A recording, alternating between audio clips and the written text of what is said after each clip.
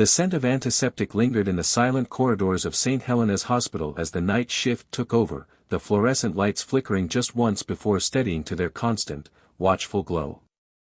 In the ICU, machines beeped rhythmically, a mechanical lullaby that kept time with lives hanging in the balance. Dr. Aidan Cole, 29, pulled on his gloves, pushing aside the exhaustion that tugged at his eyelids. This was his third double shift of the week, and he hadn't slept in nearly 30 hours. But something deeper than duty, kept him going tonight. Maybe it was the story of the woman in room 407. Vivian Langston.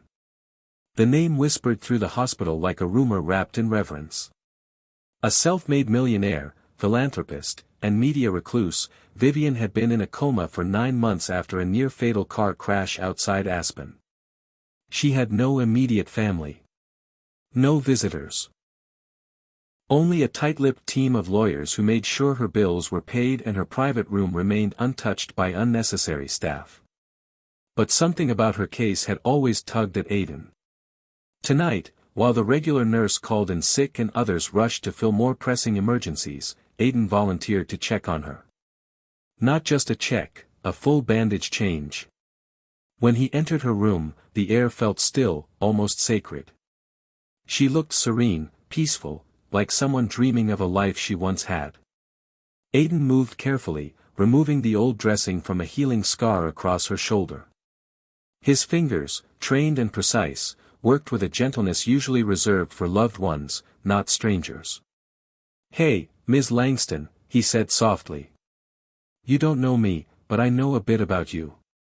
You built schools in Haiti. Bought medicine for entire villages in Kenya. And now you're here, and no one's here for you." He paused, his voice cracking slightly. "My mom passed in this same room 2 years ago. I sat right where I'm standing. She always told me kindness doesn't need a reason, just a heart." He gently placed the fresh gauze and taped it down with practiced ease. The moment he did, something incredible happened. A slight twitch. A finger. Then another. Aidan froze, eyes wide. And then, her eyelids fluttered. "Ms. Langston," he said breathlessly, stepping closer. She didn't open her eyes fully, but her lips parted, a faint, dry whisper escaping. "Water." He rushed to her side, pouring water into a straw and holding it to her mouth. Her throat moved, weak but determined. "Vivian, can you hear me?" he asked again. A long pause. Then, "Who are you?" That night changed everything.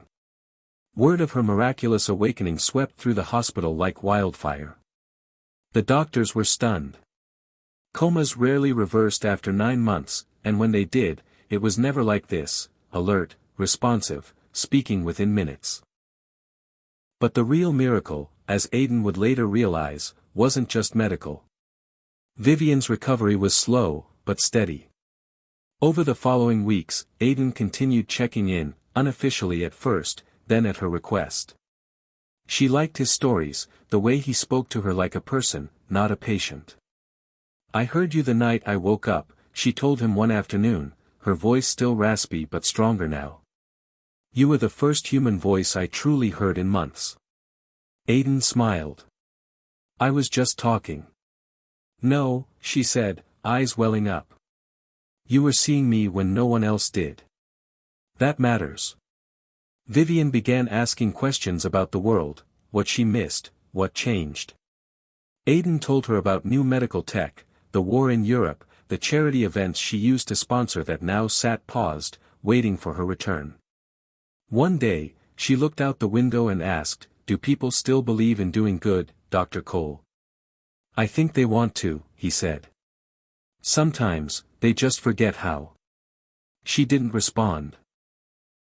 But the next morning, her lawyer showed up with papers. Vivian Langston, once a silent figurehead of charities, came back louder, bolder, and with Aidan at her side.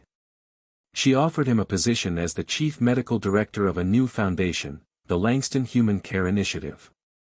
Its mission: bring medical aid, mental health support, and training to hospitals in underfunded regions across the U.S., starting with rural Appalachia and the Southwest. Aiden was stunned. "Why me?" She smiled. "Because you didn't treat me like a millionaire. You treated me like a human. That's the kind of doctor this country needs." He hesitated. "I'm just one guy. I'm not even the most experienced here." Vivian leaned forward. "But you were the only one who stopped. Who spoke. Who cared. That's worth more than any resume." He accepted. Months passed. The foundation took root. Clinics were opened in forgotten counties. Doctors were trained in kindness, not just medicine. Patients were listened to, not just treated. Aiden and Vivian traveled together, sometimes with a team, sometimes just the two of them, visiting places most philanthropists ignored. On one such trip to an old mining town in West Virginia, a teenage girl burst into tears when she saw Vivian. "My mom's alive because of the medicine you sent when I was little," she sobbed. "We never thought we'd meet you." Vivian, her own eyes shimmering, pulled the girl into a hug. "Neither did I." Later that night, sitting outside under the stars, Aiden asked, "Why did you build all this?" She looked at him, eyes heavy with emotion. "Because in a world where you can choose anything, choose to see people. Someone did that for me when I couldn't even speak." He didn't reply, but his heart swelled. 2 years later, Vivian passed quietly in her sleep. No pain. No machines. Just peace. Her will shocked the world. She left half her fortune, nearly $600 million. To the Langston Human Care Initiative, with one condition. That Dr. Aiden Cole continue as its heart. The world called it generosity. Aiden called it faith. Today, there are over 300 Langston clinics across the U.S. and growing internationally. But in each one, there's a small plaque on the wall. It started with a bandage, and someone who saw beyond it. Patients stop and read it. Some cry. Some smile. And every year on the anniversary of her awakening, Aiden visits room 407 at St. Helena's. He sits by the empty bed and whispers the same words. "Thank you, for waking up." Sometimes, one quiet act of kindness can awaken more than just a person, it can awaken a movement, a mission, and the very heart of humanity.